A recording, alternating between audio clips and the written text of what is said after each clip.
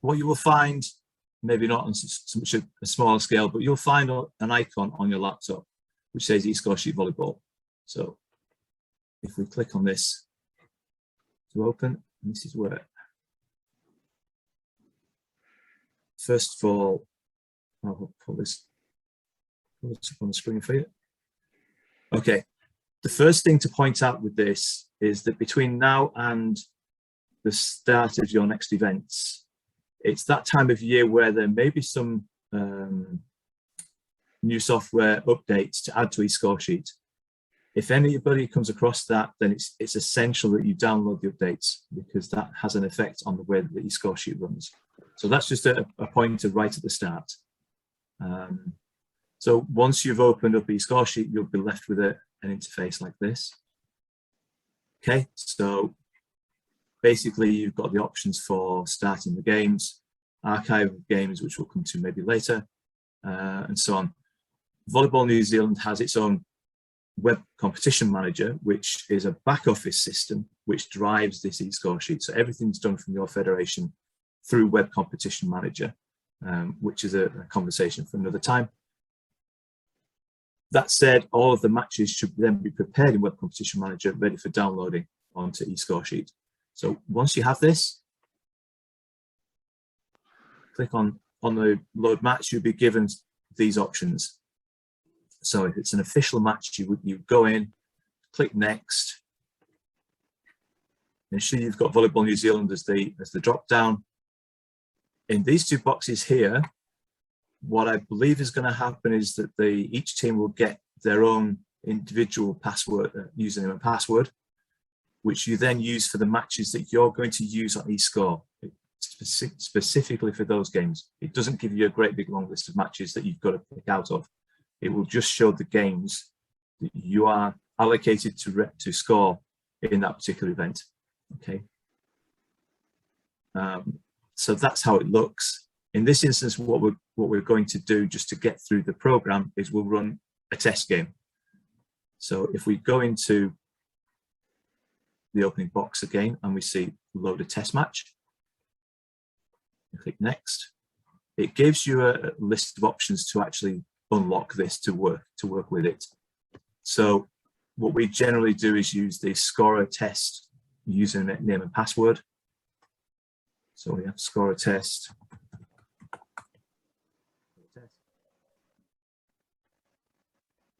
It will then show you a test competition, and this is what Dan alluded to earlier, is the fact we can set something up in your web competition manager so that you've got access to this to practice with. It won't break anything. It's just a great opportunity to be able to just feel real time for using eScoresheet. So once we've got that, what we'll see here. Okay, worry for a moment there. We'll see, you'll have a series of matches in. We'll talk about this offline later. But in this instance, you have one test match available. You click on that. This is standard procedure for every time you open a scoresheet. So if you open from the fresh, it will ask you for a systems check. So in this instance, it's showing that the download speed and upload speed on my system is fine. That's something that's worth just making a note of in the venue. Okay, once it's okay, this pop-up box will appear. In it will show you the teams that are in the match, the time of the match, all of the data. What it doesn't show in here, which again, that's entirely up to how Volleyball New Zealand want to do this. You can have all of the names of all of the officials added into it. So you have the referee names, scorer names, line judges, etc. This box here has been also added because in certain instances, some federations wanted to disable the court change for COVID reasons. Specifically, I mean, in Tokyo, that was essential for sitting volleyball because the time taken to change courts didn't make it viable. So in this instance, you have it enabled, I'm assuming. Once you've done all that, we click on OK. it gives you the option to set the colors for the teams. So in this instance, we haven't set it, so we'll go red. It asks you then, once you've done that, it then brings in the player rosters. So again, the rosters are automatically prepared in Web Competition Manager. So when the teams have declared their rosters for the event and they're entered on Web Competition Manager, then this is the list you'll get on eScoresheet. So in this instance, for example, we've got 14 players, 1 libero, 1 captain. If another libero is added, you can add libero 2. In the box below also then gives you the opportunity to add the bench personnel. And again, I don't know what regulations you want specifically, but if you want that with this, then you can add it. So if you head coach, we use for English name. Oops. Sorry.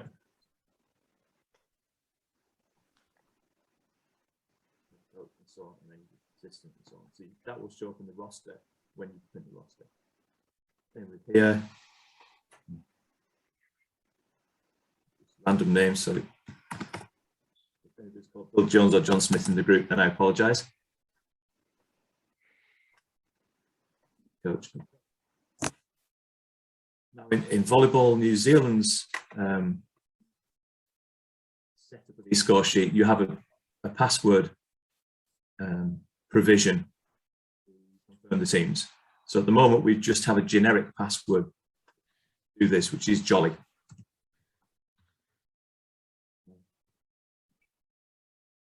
Once those passwords are in, it asks if you want to print the roster verification. You print the roster verification. If you have printers, then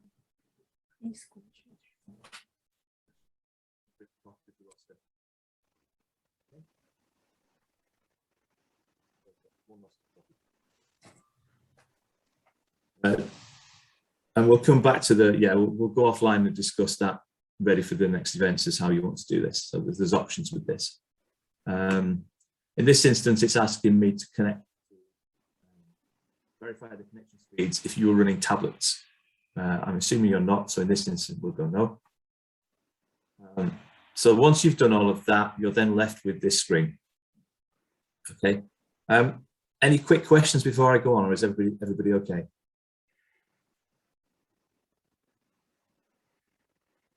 Steve, can you just quickly show how to maybe change the, let's say, reassign the libero and the captain, maybe uniform numbers? Yeah, okay. So if we have a situation like this where you've got, in this instance, libero 1, libero 2, captain. So if you want to take out the libero,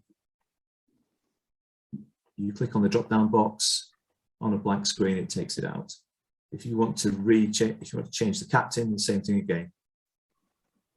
Click on a box and allocate the captain from there. To change the shirt numbers, it's as simple as clicking the number, changing the shirt number. Yeah. Is that what you were looking to see? Yep. Okay. Yeah. Okay. Sorry, I can't.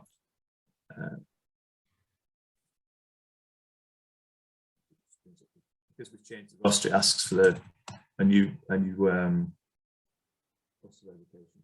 Bear with me.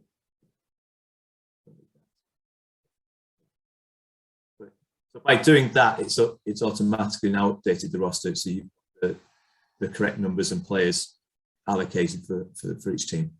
Yeah. Okay. Okay, so once we've done all of that and we've checked everything's okay, then we can go and enter the lineups. Right. Another thing to point out on here is that each of the laptops, and Amanda, this is one to consider ready for next time. Each of the laptops should have a USB key added to it as a backup. So just a simple a blank USB key. It doesn't have to be very big. It just has to be a USB stick. The reason we do that is that as the match takes place and carries on, there is an automatic backup placed on this USB stick, so that if the laptop fails, you can very, very quickly take the USB stick out of the failed laptop, find a replacement laptop, put the USB stick in, open restore match, and it will restore the match from the point where it failed. So it's quite essential to have that USB key in place. Okay, in this instance, I haven't got a key handy, so I'll just say no. The next thing it will ask you is, again, have you set the serve and the position of the teams on court? Because by default, the home team goes A and B. If during the coin toss, the teams decide to change sides on the start of the game, obviously the teams will be changed. So in this instance, yes, that's fine. And then we just then enter the player rosters. Right. So you can do this. All I'm doing here is clicking on the relevant numbers, and it enters the field 1 to 6. Okay. Sorry, Steve, just to interrupt you. Just Sure. saw a question there in the chat box. So I've got a question here. It says, is it possible to add player pictures? Okay. To eScoresheet, no, but I would always recommend player pictures put in place on Web Competition Manager. Purely for the fact that when you come to the microsite, you've got an actual visual of the players. But in terms of eScoresheet, no, it doesn't carry the player pictures. Apologies for that. It's a good question, and I know why. In terms of player recognition. Okay. Yeah. Thanks, Steve. Okay. Okay. So getting back to where we are now, where we have to put the rosters in, we put the lineups in, we're ready to go. You'll see obviously now that eScoresheet's prompting us for commands. So in this instance, if we press start set, it will then ask you about the libero switches. So in this instance, do we want to change out the libero? Yes. Do we want to change out for B? No, because they decided not to play with the libero in the start of the set. It will then give you the match. In this box is the official start time that the match was given when it was downloaded. It's essential that you put the correct start time for the match from the first serve. And this is because the match timings are calculated from that first serve time. So say we run late to the match and it's 15 minutes past. Once we're okay with that, we put the correct time in, we confirm the start of the set, press enter, and we're into the first point, and we're playing. So we're now into the actual game phase using eScoresheet. The first rally is in place. You assign a point right. You see the point right. It's ready for start rally. What we always suggest is you press the start rally button right on the referee's whistle as soon as you can once the referee's whistled and shown the sign to serve. That then locks in everything to start the rally. Okay.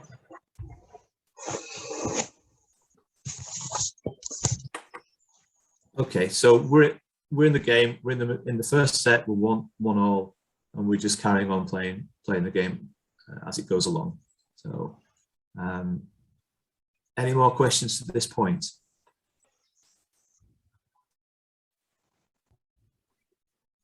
I assume by silence, no. So I'll carry on. So what's happening here? Obviously, we're playing the match. We assign the points.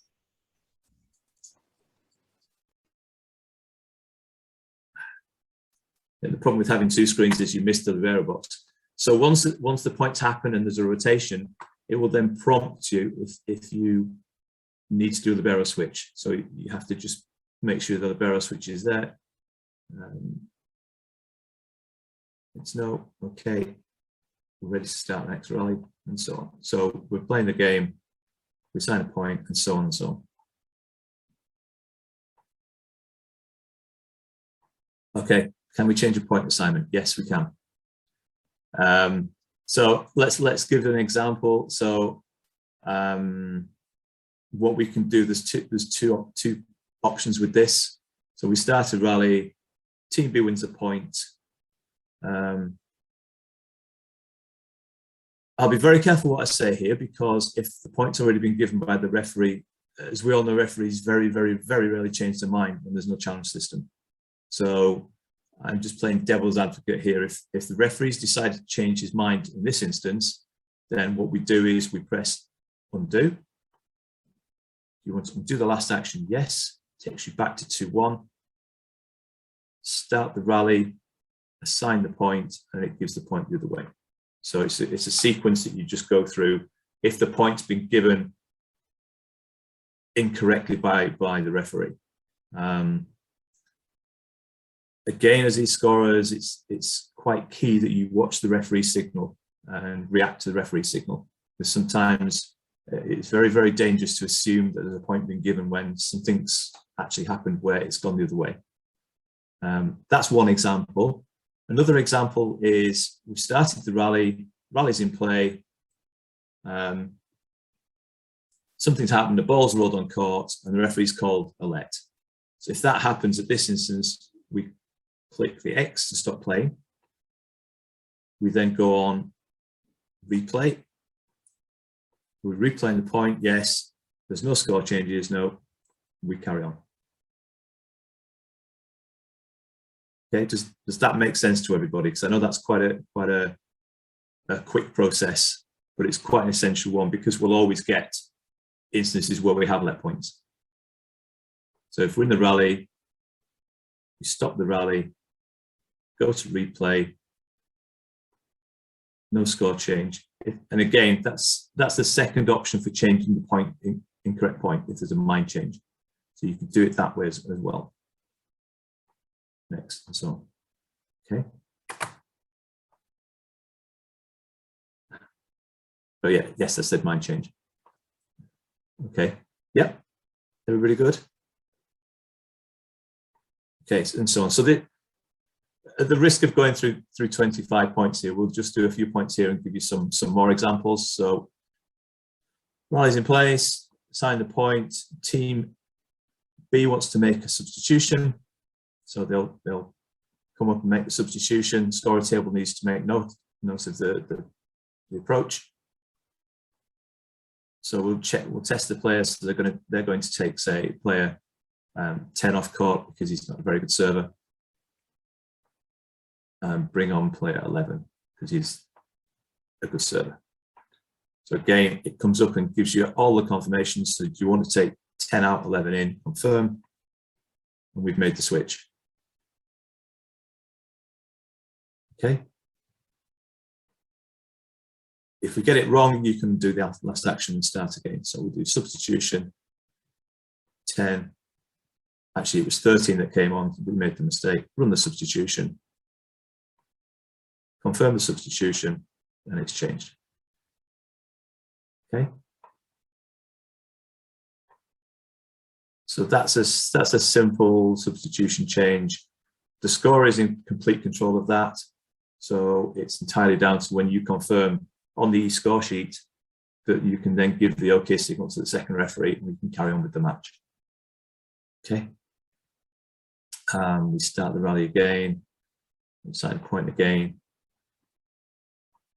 So again, before as the teams are rotated, it confirms again that your libero's now reached front court. It's got to switch to player 6, and make sure you clear that before you can continue, because otherwise it locks everything up. Okay, so points in play, and the same on this side. Sorry, I keep up. My drop-down boxes are on my lower screen, so apologies. Okay, so we can now start the rally. Okay, I'll answer the questions as they come along, so I think they're quite relevant. So we've just had a question, does the undo apply further back than the last action? The answer to that is absolutely. Yes, it does. Sorry, there's another question there as well. You can go back several actions. So I'll give you an example from last week before with Tokyo. We had an instance where the scorers had done the libero change. The team had tried to change the player as a substitution, but because we'd done the libero change, it locked it. So the only way to get back to that point was to undo the 2 changes and go back forward twice. So we took out the libero switch, we freed the player who then could be substituted. So it's basically going back with the undo. I mean, just to prove it here, point for test team A, take it back. Substitution, take it back. Point.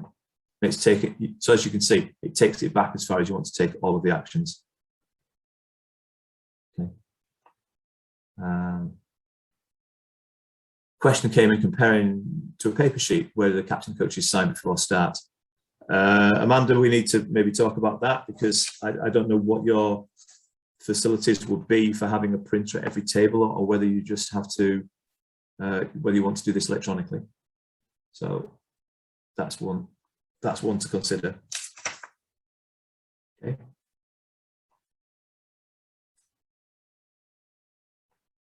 Okay, so this, we just carry on, as we say, we just carry on with the match. So let's say that Team B are having quite a tough time and they've caused some issues, and the referee's given a yellow card. So it's early in the game, but it happens. So we go into the card section here. It then asks which team you want to allocate the card to. So in this case, test team B. It then brings up the options. So for example, if it's just a delay warning for team warning, you click on delay warning. Yes, back to scout. Okay. And it will then flag up in the top, the team has been warned. Okay. If it's a player warning, test team B, we choose the player. So in this instance, say player 6, give him a warning. Do we confirm? Yes. Back to scout and so on. So you can see already that there's a warning next to player 6. Okay. Any more questions so far? One question coming through. Yes, the system will block illegal substitutions. Good question. So if we make a substitution, 12 and 13, run the substitution, confirm, yeah, start the rally, player point, substitution. What you'll see here is that on the substitutions, then you can only then change 12 to 13 on the second change back. For example, it won't let you change different players back in there. So it's always got a default of the switches when you change substitutions. Good. It will also obviously give you a visual of how many substitutions teams have made, how many timeouts teams have made, and so on. Okay, so it's basically as the game's going along, it ticks away nicely. Couple of things to show now, and these are absolute things to remember. For example, is that you have a box here called manual changes. Now, this gives you the opportunity to change a lot of things on eScoresheet manually. For example, if you got the warning wrong and it was only an improper request, then you could change that. So you could actually go down and go, instead of a warning for, you can go deeper in that. So you can change that there. You can modify the roster again if you've missed something.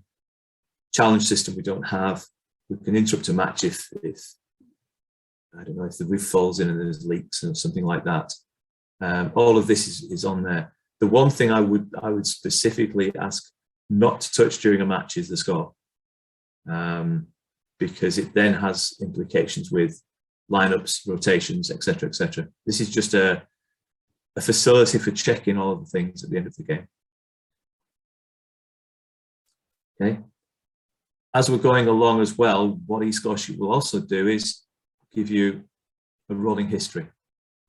So we can now see where everything was point for point. So we can see the points, we can see the replays, we can see the warnings, the substitutions. So we can see all of this in a history box as well.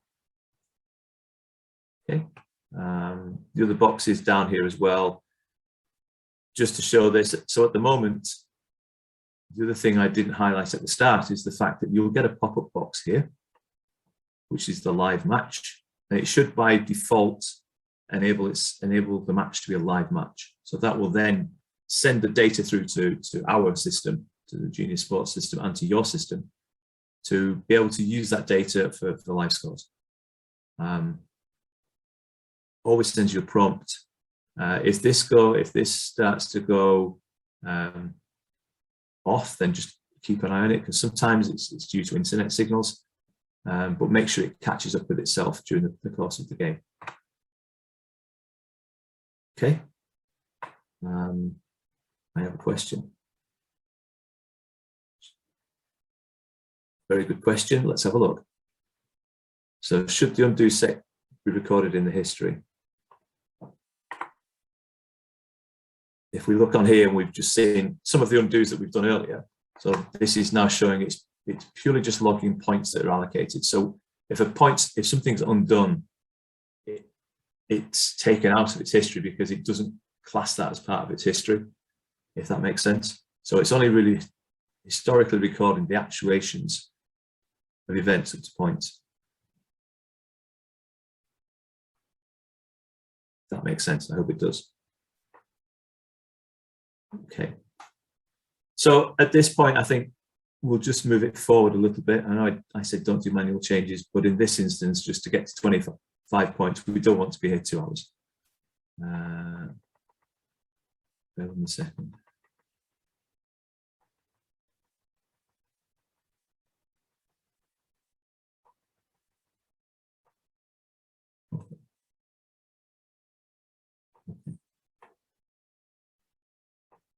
Okay, so we're 24-6, we start the rally, assign the point, and immediately the pop-up box, I've lost my box. Immediately this box will pop up, so it will now show you, confirm the end of the set. We had quite a long set there, so hopefully the next one's shorter. Who's won it, the score, and so on. Confirm the end of the set. That will possibly pop up, we can ignore that. What you will now see is that once we've confirmed the end of the set, you'll then get the countdown clock counting down for the 3-minute duration in between sets. Okay, so again, while this is happening, second referees should be chasing teams for lineups. The lineups come through, we're waiting for that. So then in this instance, we're really quick, so we can go, yeah, okay. 6, 2, 3, 4, 5, 6. Oops. Okay, so in this instance, lineups are in, we're good there. We can just sit, stand, or whatever, and just wait for the set to go through. If the referees bring the teams on early and everybody's good. Question here. Question came up saying, is that the same for timeouts? Time runs like that. Yeah, I'll show you in the next point because it does the same thing as well. So we're ready to go. We can start the set. Do we want to enter libero for test team B? Yes. Do we want to enter libero for team A? So they're going to play libero this time. Yeah, we've got 7. Okay. Then gives you the new start time, which is obviously 3 minutes further down in the previous set. Confirm start of set, and it starts. Once you've done that confirmation, it then gives you that start point to start.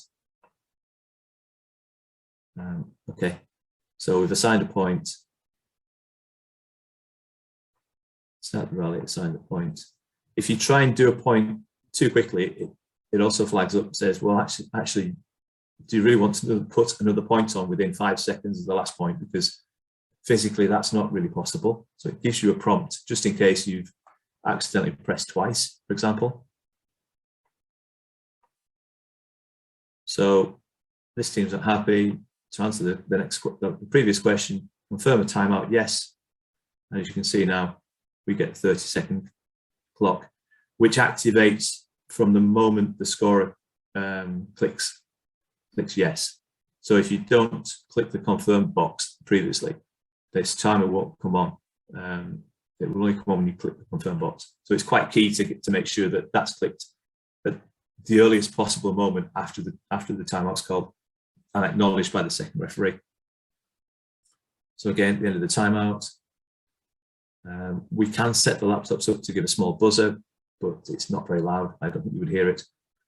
And so on. So we'll just into the next set, we start the rally, sign the point, and so on. Again, I've gone within 5 seconds. So no, next question. Can you cap the end of the set? That's a good question. I think you can set a default up to 27, but you have to put a request in for that, because normally you'd run on general FIVB rules. So the FIVB rules would be 2 clear points on that one. Okay. I've made a note and I'll come back on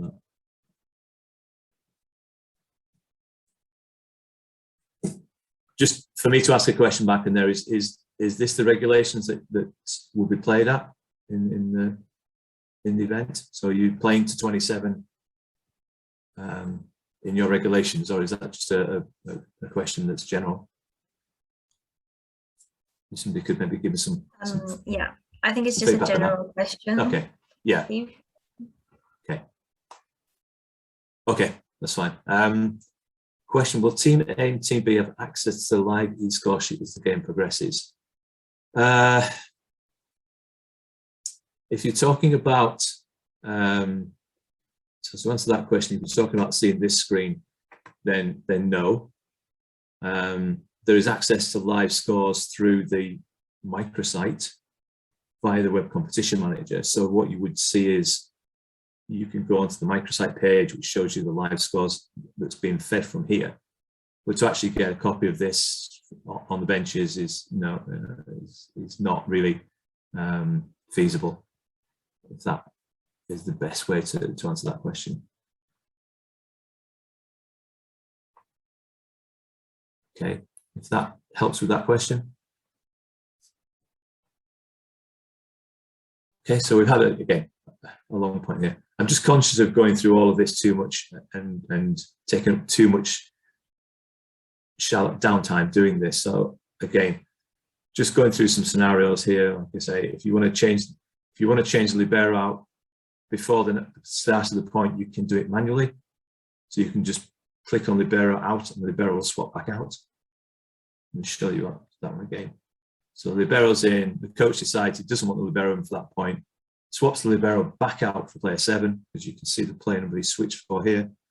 The simple way to do that is just go click on libero out and it changes. So that's a quick way of bringing the libero in and out in between points. Okay. The question coming through. Okay. Is there an allowance for a 12 sub rule instead of 6? Again, Amanda, is that on the regulations? Is it 12 subs or 6? We do different ones. Like for Division 2, we use 12, or for schools, we use 12. But usually for adult competitions, it's all 6 subs. Okay. Okay. All right. I guess the score comes. That can be defaulted, but there would need to be requesting for that, because generally the default is 6 substitutions. Okay. So again, we just start rather. The best, as Amanda said at the start of this presentation, the best way of doing this is to replicate a test match. Find a team, find the team numbers, and then just do this as the match is going along. Right, good question that's come up. Do we need to have access to the internet while using the e-score sheet, or could you use it offline? The absolute answer to that is it's essential that the e-score sheet is connected to the internet. And the reason we say that is the fact that we have this live match information bureau. And for us as Genius Sports, it's essential we have this data in real time. You can use eScoresheet. It will still work not connected, but that's not ideal from your point of view, because Volleyball New Zealand wouldn't get the live data come through, and especially from Genius Sports perspective, because we rely on that real-time data for our side of the business as well. So yeah, the bottom line answer with the internet is absolutely yes. Okay. Is there anything so far that's glaringly missing? Have I missed anything to this point? So we're 6-0 in the second set. We can still see previous things that have happened. So Test Athlete 6 has still got his warning from the previous set against him. We can go on extreme, so we could actually make it worse for player 6. So we can see we've got that. We can give him a penalty. Do we want to continue? Yes. Back to scout. So automatically there you can see the referee gives a red card as a penalty to a player or a team. Then that point's automatically added to the score. Okay. And so on, assign point, so on. So in this instance, you've got a technical timeout. Is that correct? You're in technical timeouts in your event? We don't usually use technical timeouts. Okay. Okay. Yep.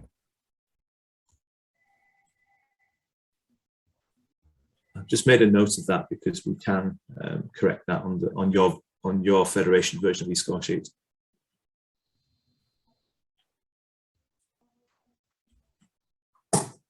Okay. Kill the end of the timeout and so on. So we'll bring this match to an end. We'll run forward on this again. I won't go 5 sets because that's just cruel.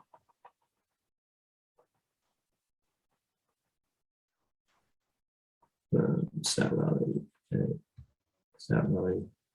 no point. Again, once the point's assigned automatically, it rotates and you take the libero out. Okay. Another question that's come through. Demonstrate libero for libero substitution, please. Okay, so I've got to remember which team's got 2 liberos in here. Anybody remember which team it was?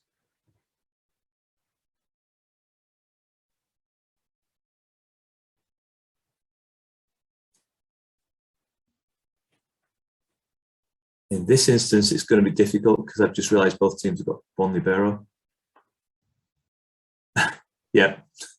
If you have an instance where you have 2 liberos, then you have another box with in between libero in and unable to play, which is the libero switch. So what you do then is that if the libero switches, you click on that box and it just switches liberos. But it then as well automatically remembers the play that the original libero switched for.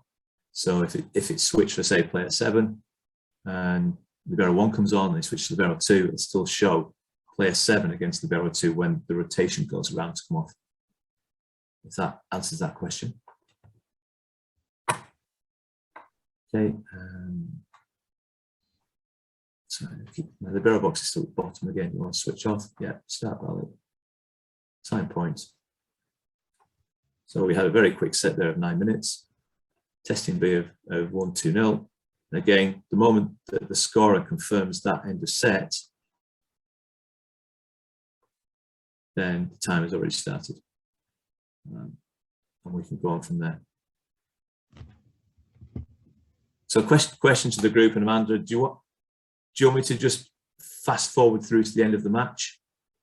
Or is there anything that's still missing from here that people want to, anybody wants to check on? Okay. Okay, serious injury, good question. I hadn't covered that one. Okay, so let's begin the set. Let's put some teams on.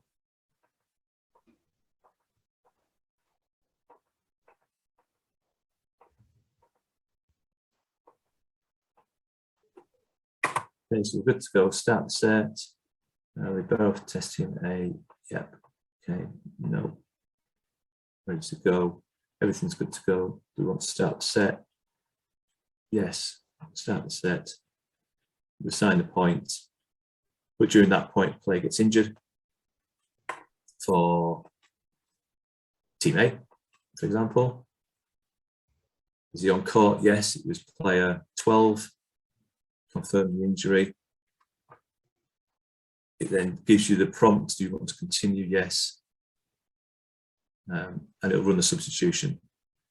What it doesn't do is it doesn't put a clock on during the injury. It only gives you the ability to log the injury.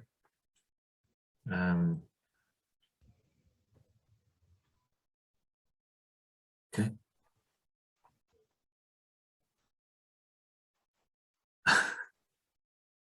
Okay. Okay. Some more really good questions coming through, and thank you for these, because these are ones that you deal with every time, perhaps, but you just forget to actually put this information across. So, first question, another question that's come through here is, so to answer the serious injury, it doesn't get logged as a timeout, but it will go. You can put it in the match information. Sorry, in the comments boxes, so you can put some score sheet notes there. So at point 1-0, team A, player 9, injured, unable to continue, and it stays in the notes on there. Okay. So the substitution rule. So if we, okay, so there's a deliberate mistake that's happened here, and I've just spotted it, and we're into the third set, in the fact that we haven't activated on the presets the prompt for captain on court. There's two schools of thought with this. One is that the second referee deals with this. One is the scorers deal with this. Ideally, the scorers would deal with this because they would have it on here. So you can allocate the captain on court. Let's just put him on court. He's on there. Just have it on there for. I'm just doing a switch very, very quickly now. Okay, so we've got captain. So we've got the captain on court here. So to answer the question there, we assign a point. If we assign a point, they want to do that. This team wants to then take that captain off. So we go substitution. We'll player 1 off, run the substitution, confirm. Okay, we need to change the default on this, because what we need to default is it will then jump up with a prompt box asking if you wish to have the captains confirm the captain on court. And I'll put that through with the data after this call to show you how to do that. Okay. So that's how you'd designate a captain. We'll set the prompt up on there. Correct the scores if there's a rotation fault that occurred 2 rallies ago. So simple is we can do the last action. Before we do all of the undoing, I would also suggest that somebody makes a note of the current score, then you know where you've got to go back to. So 2 points previous. So we're now at 0-0. So what we're saying here is that this rotation somewhere along the line was wrong on the first point. Okay, so in that instance, you can go back, rotation's wrong, check the rotation, start the rally, assign the point, start the rally, assign the point. So in that instance, it's gone from 1-1 to 2-2 because you've gone right the way back to the start point. Okay. I hope that one made sense. Another question coming through. This is great. It happens. What happens? What if something happens to the device, for example, hit by a ball or player and closes the app, etc.? Okay, so in an ideal world, the answer to this is, in an ideal world, you would have a backup laptop on the score table. But in multi-court events, then that's not necessarily ideal. So, as I think I said earlier in the presentation, if you have a USB stick on your main laptop and it gets hit or damaged and you lose the score, that exact point in the game is recorded. So you have the point in the game where it happened physically on a backup copy. If you have one spare laptop anywhere in the venue with eScoresheet open, then you can use that laptop to then open eScoresheet and then put the USB stick in, and it will then regenerate the match where the problems happened at the exact point where you had the problem. Okay, so I've seen it lots of times where there's been laptops with eScore with smash screens. It's not an uncommon fault. It does happen as well. So that's your get out of jail if that happens. If you've got even just one laptop with eScoresheets somewhere in the vicinity, then you can very, very quickly swap those over. It takes, if eScoresheet is running, then 30 seconds maximum, and you're back up to where you were when that issue happened. Okay. Okay. If that answers that one. And so on. So same thing again. We're in the rally. We sign the point. We're in a timeout. Confirm the timeout. If the teams come back on court quickly, 15 seconds or whatever, you can manually end the timeout and get ready to start the rally. And that's pretty much the sequences as we go along, right up until we go to. And again, Amanda, I might need your help at this point in terms of how you want to close the match. So we've got close game here.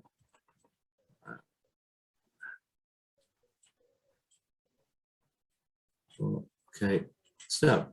Okay, start rally. Sign point. Then goes. End of set somewhere 25-20 testing to 6 minutes. Confirm end of set.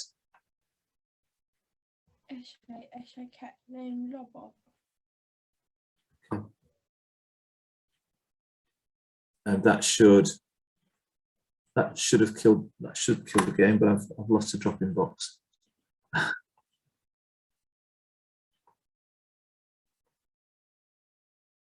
So something's rather strange has happened here. So no, I know what I've done.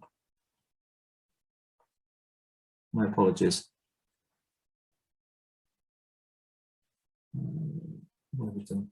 I've given one set all, haven't I? Okay. My mistake, I apologize.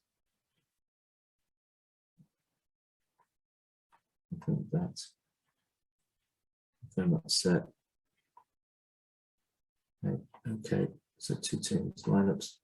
Let me just quickly whiz through this, and then we can get to the end of the match. I think inadvertently given one set all. Okay, so send again. Yep. No. Start time 9:27. Confirm the start.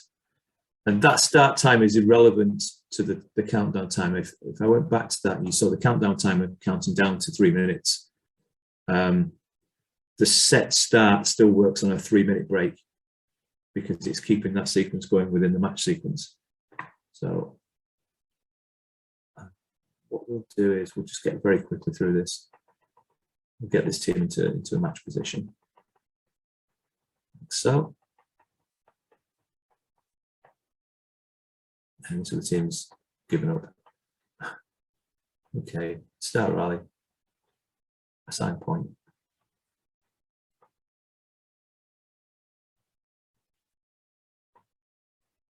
Okay.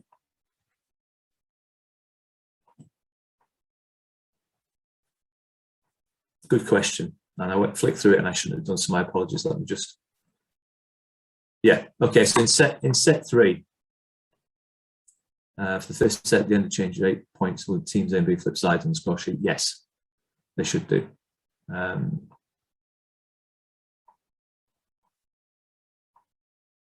Score sheet approval, yeah. So we can replicate that. So let's replicate that. So start rally, assign the point. Just bear with me a second because I'll just get to the 5th set and we can see that just for proof of that.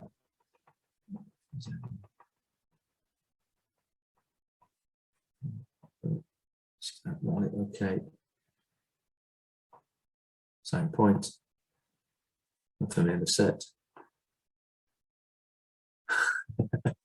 Yeah. Great comeback here.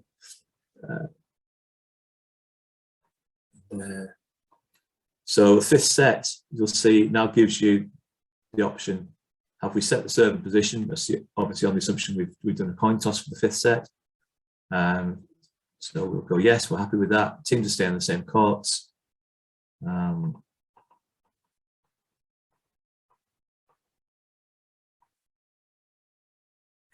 Just go this way and this. Okay. So just to go back to something we were talking about earlier as well. So you'll see now when you've got a captain of court, it will show the captain of court, and we'll set the default. And I'll send that through to Amanda after this call, how to change that. Okay. While everybody's recovering from this amazing comeback, set the growth team. Yeah, do that. No, we're not doing that. Match is ready to go. Starting time is ready. First server is 14. Question generally for the matches: is there going to be one scorer or 2 scorers on the score table? 2. 2. Okay, great. So I would always suggest with these score sheet that the main scorer and the second scorer always confirm the server. It's just a small little thing that I like to try and get my scorers to do, because it just makes sure they're in sync with each other. It's surprising sometimes how you just lose track of it. So confirm the start of the set. Okay, we started the set, so we'll go 1, 2. Okay with that. So if we go up to, let's take it to the limit then. So let's confirm. Okay, start rally 7. So at this point now we've got start rally, assign point. We're okay with that. And then it comes up with the prompts to answer the question from the 5th set change. Here's the answer. So teams must, it gives you a prompt on the set 5. Teams must switch ends of court, and it flips. Okay. That one answered that one. So now we have a really tense game. It's 8-2. Who knows who's going to win? But we'll take it. Yeah, we'll take it. We'll go this way. I'll fill in the test team. Actually, for Daniel and I's sake, we'll sort of hedge towards the team in red. Start the rally, assign the point, match finishes, confirm the finish time. This comes up, confirm end of set, yes. So this will come up first. So you confirm the end of set.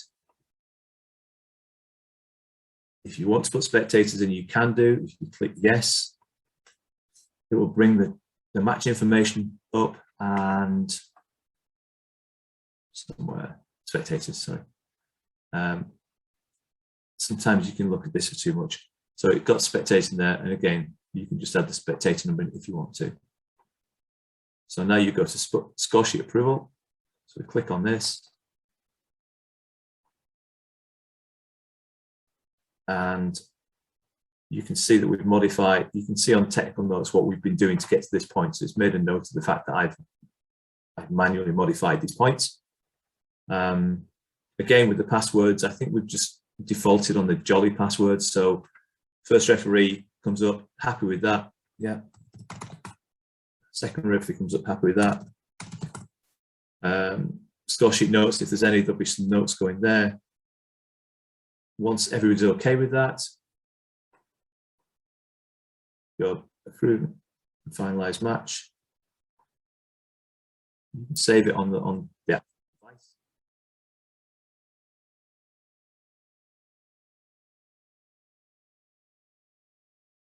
I'm one step ahead of myself, and I'll show why.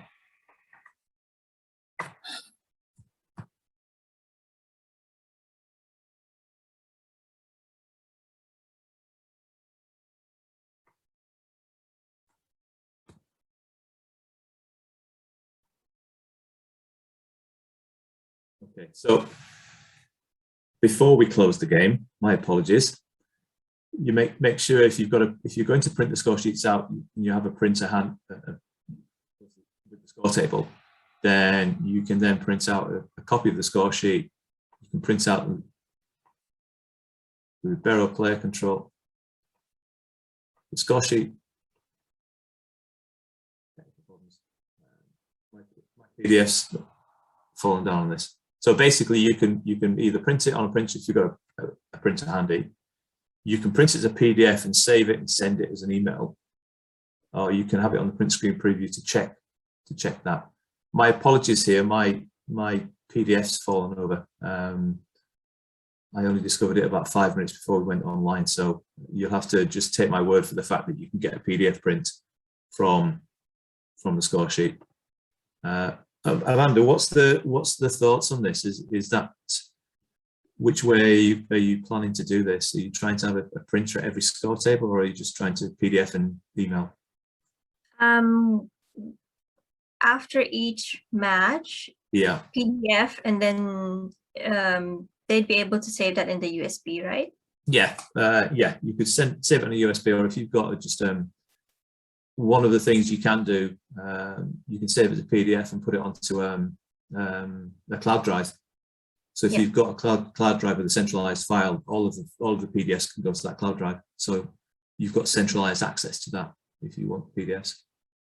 That would probably be, that's something we do a lot in England. We have a cloud drive for each event, so all of the results, all of the stats, everything goes onto that cloud drive.